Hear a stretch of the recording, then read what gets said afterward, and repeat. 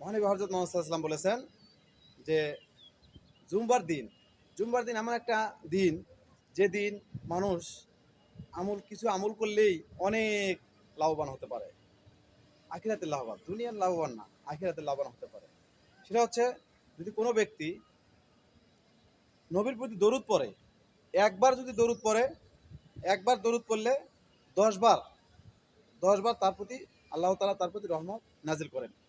10 বার আল্লাহ তাআলা তার প্রতি রহমত নাজিল করেন এবং 10টি পাপ আল্লাহ তাআলা মোচন করে দেন এবং 10টি মর্যাদা বৃদ্ধি করে দেন।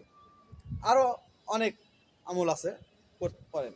আমরা চিন্তা করবো জুম্মার দিন একবার যদি আমরা দরুদ পড়তে পারি আসরের পরে, 10 বার আল্লাহ তাআলা আমাদের রহমত নাজিল করবেন এবং 10টি মর্যাদা বৃদ্ধি করে দেবেন এবং 10টি পাপ মোচন করবেন। আল্লাহ তাআলা কত বড় নিয়ামত, আল্লাহ তাআলা কত বড়, আল্লাহ তাআলার রহমত কত, আমরা বুঝি না। আমরা না বুঝে আমরা বিভিন্নভাবে সময় কাটাচ্ছি ইনশাআল্লাহ।